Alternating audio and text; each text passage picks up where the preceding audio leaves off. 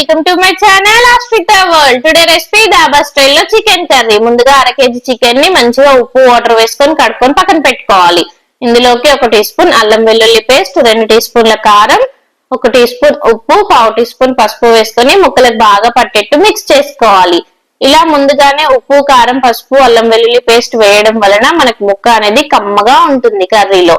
ఎప్పుడైనా ఏ non veg curries లో అయినా ముందుగానే ఇలా కర్రీస్ కి మనం కలుపుకొని పెట్టుకుంటే టేస్ట్ అనేది చాలా బాగుంటుంది. మినిమం ఒక ½ an hour అయినా మనం ఇలా కలిపి పెట్టుకుంటే కర్రీ టేస్ట్ చాలా బాగుంటుంది. టైం లేనప్పుడు 10 minutes అయినా కలిపి పెట్టుకోవాలి. ఇలా ముందుగా కలిపి పెట్టడం వల్ల కర్రీ టేస్ట్ అనేది సూపర్ గా ఉంటుంది. ఇప్పుడు ఒక కడాయి పెట్టుకొని హీట్ అయ్యాక 2 టీ స్పూన్ల ధనియాలు, 2 లవంగాలు, 3 యాలకులు, కొంచెం దాల్చిన చెక్క, 1/2 టీ స్పూన్ సాజీరా వేసుకోవాలి, 4 మిరియాలు యాడ్ చేసుకోవాలి. ఈ మసాలా ఎంత పర్ఫెక్ట్ గా మనం ప్రిపేర్ చేస్తే కర్రీ టేస్ట్ అనేది అంత బాగుంటుంది. మసాలాలు ఎప్పుడైనా ఫ్రై చేసేటప్పుడు స్టవ్ అనేది మీడియం ఫ్లేమ్ లో పెట్టుకోవాలి, లేదంటే మాడిపోతాయి. చూసారు కదా, మసాలాలు బాగా ఫ్రై అయిపోయాయి. ఇప్పుడు వేరే బౌల్లోకి ట్రాన్స్ఫర్ చేసుకోవాలి. ఇప్పుడు మళ్ళీ అదే కడాయిలోకి 1 టీ స్పూన్ ఆయిల్ వేసుకొని సన్నగా కట్ చేసుకొని పెట్టుకున్న ఉల్లిపాయ ముక్కలు వేసుకొని ఫ్రై చేసుకోవాలి. ఉల్లిపాయ ముక్కలు మంచి గోల్డెన్ బ్రౌన్ కలర్ వచ్చేంత వరకు ఫ్రై చేసుకోవాలి.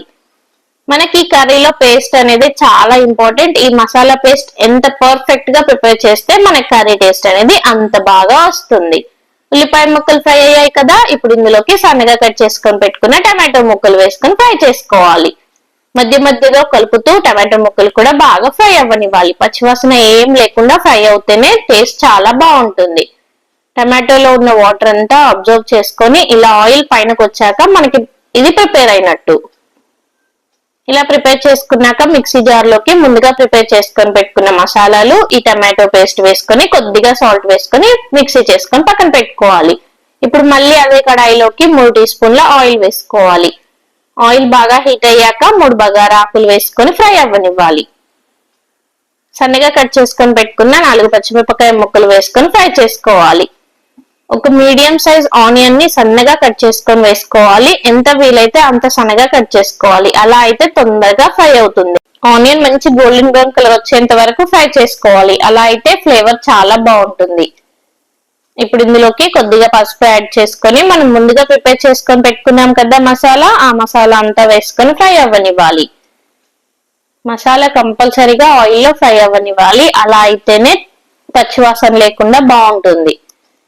చూసారు కదా, ఆయిల్లో బాగా మిక్స్ చేస్తూ ఫ్రై చేసుకోవాలి. మనకి మసాలా ఫ్రై అయిందా లేదా అని ఎలా తెలుస్తుందంటే మసాలా నుండి ఆయిల్ అనేది సపరేట్ అవుతుంది. అలా అయితే మనకి మసాలా అనేది పర్ఫెక్ట్ గా ఫ్రై అయినట్టు. చూసారు కదా, ఇలా ఆయిల్ అనేది సపరేట్ అవుతుంది. ఇలా సపరేట్ అయ్యాక మనం ఇప్పుడు ఇందులోకి మనం ముందుగా ప్రిపేర్ చేసుకొని పెట్టుకున్న చికెన్ ని వేసుకోవాలి. చికెన్ ని ఆయిల్లో బాగా ఫ్రై అవ్వనివ్వాలి, లేదంటే నీచు వాసన వస్తుంది. ఏ నాన్ వెజ్ కర్రీస్ అయినా కంపల్సరీగా ఆయిల్లో ఫ్రై చేసుకోవాలి, లేదంటే నీచు వాసన వస్తాయి.